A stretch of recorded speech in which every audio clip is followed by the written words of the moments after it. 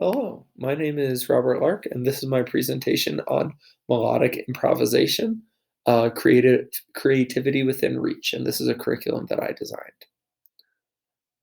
The main concept of this entire curriculum is that improvisation isn't so strange, and we seek to teach students improvisation and ways of attaining those goals without thinking of it as some lofty, saxophone solo by a professional musician. It's something that we can actually do here in sixth through eighth grade band class.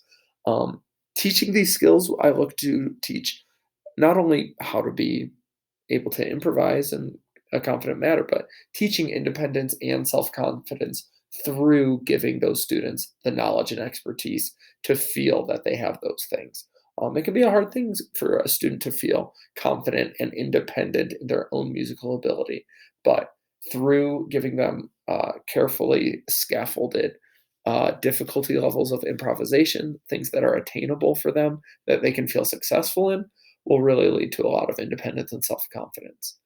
And there are concrete steps to learning to be a confident improviser, and we will go through some of those on just improvising on basic melodies to more complex melodies, rather than improvising a totally new melody, which is a little bit of a more advanced concept that maybe a high schooler will be ready for, but not a middle schooler. Uh, we will start by talking about how singers improvise melodies constantly. In fact, almost every time a chorus or a verse is repeated, that melody is restated in a different way, which is really an improvisation. And we'll also relate all these music lessons to our day to day lives and ways that we can use these lessons through music to improve our community outside the classroom. Our teaching sequence will be spread out over a series of months, just a couple lessons here or there, and then allowing time for that to digest and students to work on their own outside of the classroom. Month number one will focus on improvising on a very simple melody. Students will listen to recordings of various improvisations on melodies, just restatements of things, and then they will learn, of course, to play hot cross buns, which they already know, but then to improvise one specific technique. Perhaps it's dynamics, articulations, tempos, uh, adding rests, changing note lengths, any of these things, and improvising over them. We'll also talk about how composition and improvisation are often invalidated by being told they're not unique enough or original enough, and how that is really damaging and frankly not true. Making something your own, even if it's inspired by people who come before you, is no less valid than a completely unique composition. And talking about how people use uh, the technique of invalidating others to bring them down musically, but also just societally, how students maybe have personally felt invalidated before, maybe how they've seen a group of people be invalidated by the world around them. Month number two will have students select a melody that they're playing already in band class and use multiple of these tempo, articulation dynamics, and other techniques that they might come up with in class through discussion. We'll also talk about our small changes to a melody worthwhile and counting of improvisation. I believe they are, but we'll have a discussion and talking about our small changes worthwhile in our day to day lives and how so, with us individually as well as making changes in the community. We'll talk about actual things that we can go out and do in our community that will make a small but important change. Month three, we will learn a scale to improvise over a melody using a melody of their choice. This scale is used just to improvise neighboring tones. So if the melody is do re mi re do, perhaps the improvisation could be do re mi fa mi re do.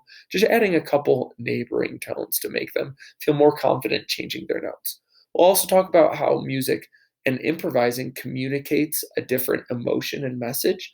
Perhaps the things they choose to change about the music changes the meaning and emotion that music has. We'll talk about how the way we communicate can also be misunderstood by others just in society. And it's important to really make sure we take the time to understand what someone truly means and not make assumptions about their meaning. You shouldn't assume what someone means through their music, and you shouldn't assume what they mean without diving deeper in real life. Month number four is really a synthesis of all of the techniques we've learned from a melody they have memorized and have really transformed using all these techniques into something truly their own. And we'll talk about how collaborating with others can really amplify our improvisation, both with a full ensemble or just a small group, and how collaboration can really help us out in society so that we can learn to do things that are not just all on our own. Assessment in here will be conversations will be very key to this curriculum.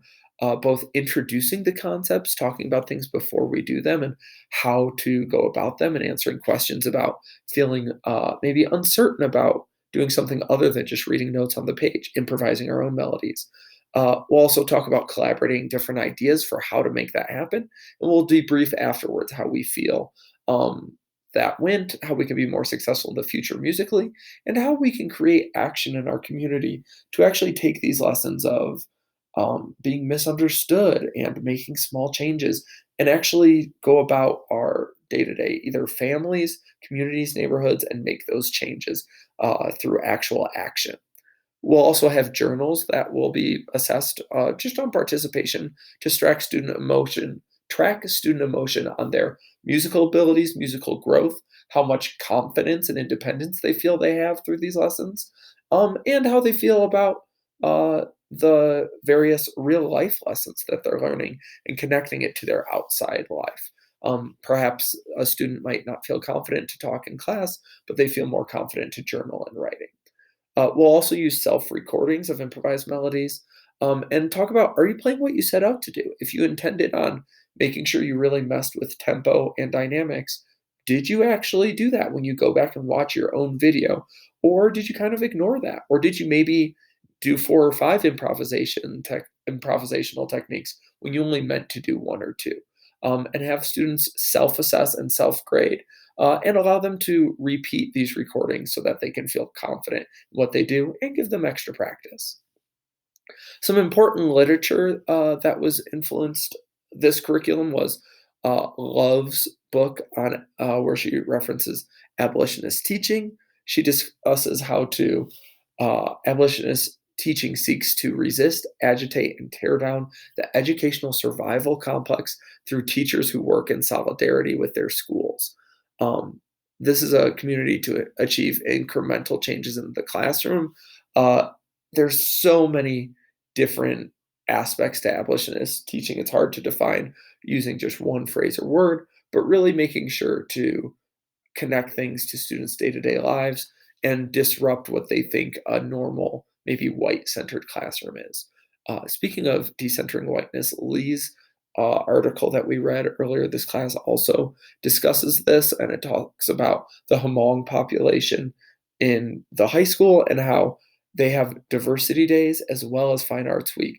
And Fine Arts Week is really valued as, oh, they're so talented, such talented students, and diversity days are more unique, and they're not described with the same enthusiasm by many of the teachers and peers as the Fine Arts Week. And it's not a coincidence that diversity days have more of a minority population, and Fine Arts Week is filled with mostly white students and white music and culture.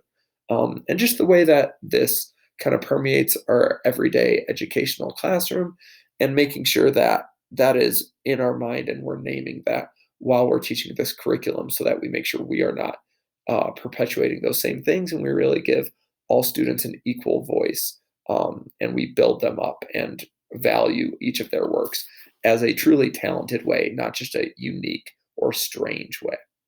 I also talk about the CMP model and how its vagueness kind of adds to the uh, way that it can be adapted for multiple different classrooms, as well as various other literature. All in all, music lessons are life lessons, and we really could take any lessons learned and apply them to the real world. I just happen to use improvisation here as a way to center student choice and student confidence. But we're really seeking to make some change out in the real world, and I think these musical lessons really can be applied to the student's day to day life.